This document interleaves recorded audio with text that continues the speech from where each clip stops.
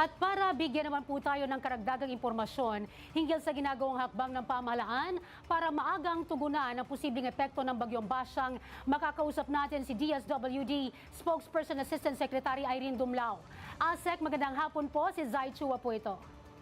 Zay, magandang hapon din sa lahat ng sumusubaybay ng inyong programa. Okay, ASEC Irene, kamusta na po ang ginagawang hakbang ng DSWD bilang paghahanda po sa bagyong Basyang?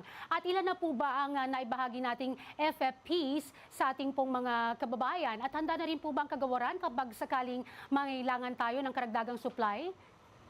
Well, bago pa man po dumating si Bagyong Basyang, nakahanda ng Department of Social Welfare and Development. Sapagkat hindi lamang po tayo naghahanda kapag may mga kalamidad, dahil araw-araw nagpo-produce po tayo ng mga family food packs at nagpe-preposition sa iba't ibang lugar sa ating bansa. Sa katunayan, mahigit 3.5 million family food packs po ang nakapreposition sa iba't ibang mga warehouses ng DSWD.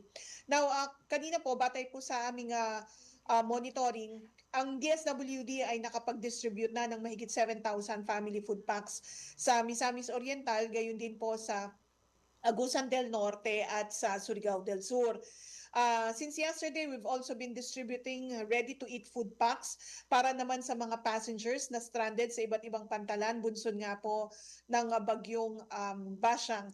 More than 1,200 family food packs na po yung na-distribute natin. And this afternoon, and as we speak, meron pa po tayong i-release na karagdagang mga ready-to-eat food boxes at mga food and non-food items. Sa katunayan, sa Iligan City, tayo po ay mag-re-release ng mahigit 2,300 na mga family food packs, 1,900 hygiene kits, and 150 modular tents, sapagkat may napaulat na kaninang umaga na may mga karagdagang evacuation centers na na-activate dyan po sa lugar. ASEC, meron po ba tayong mga lugar in particular na binibigyang priority? At kumusta naman po ang pakikipag-ugnayan natin sa mga LGUs po? Well, that's correct. Of course, dyan po sa Region 10, sapagkat the reports are coming in na meron pong isinasagawa na search, rescue, and retrieval operations ang mga local government units or the Regional Disaster Risk Reduction Management Council. And may mga reports na rin nga po tayo na may mga karagdagang evacuation centers na na-activate. So binibigyang focus po ito ng aming pong field office. And gayon din po, lahat naman ng mga lugar na naapektuhan nitong si Bagyong Basyang, kagaya ng Field Office Caraga, tayo rin po ay nagpro-provide na ng augmentation support. At bilang pagtatapos po, ASEC, pwede niyo po ba kaming bigyan ng pinaka-latest update po tungkol sa itinatayong Mindanao Resource Center? At kung meron po kayong mensahe sa ating mga kababayan, pwede niyo pong... Well, that's correct. Ang Department of Social Welfare and Development ay nabigyan ng karagdagang pondo para naman sa pagpapatayo ng Mindanao Disaster Resource Center. We have one in Pasay City, that's the Luzon Disaster Resource Center. We also have in Mandawi City, we call that the Visayas Disaster Resource Center.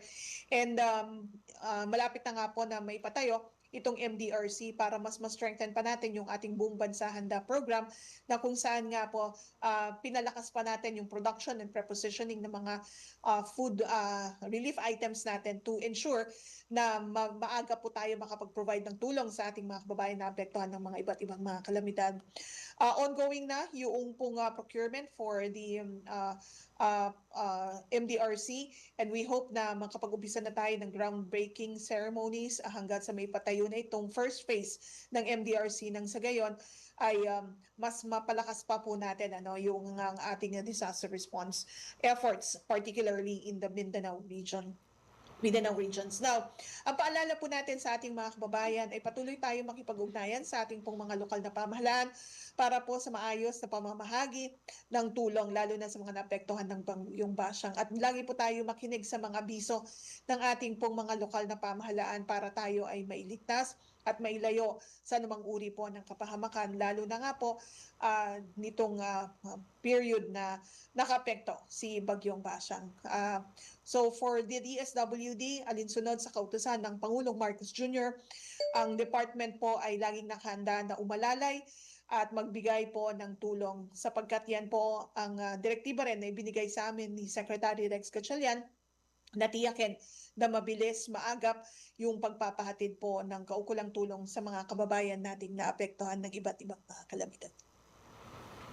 Okay, maraming salamat po, DSWD spokesperson, Assistant Secretary Irene Dumlao.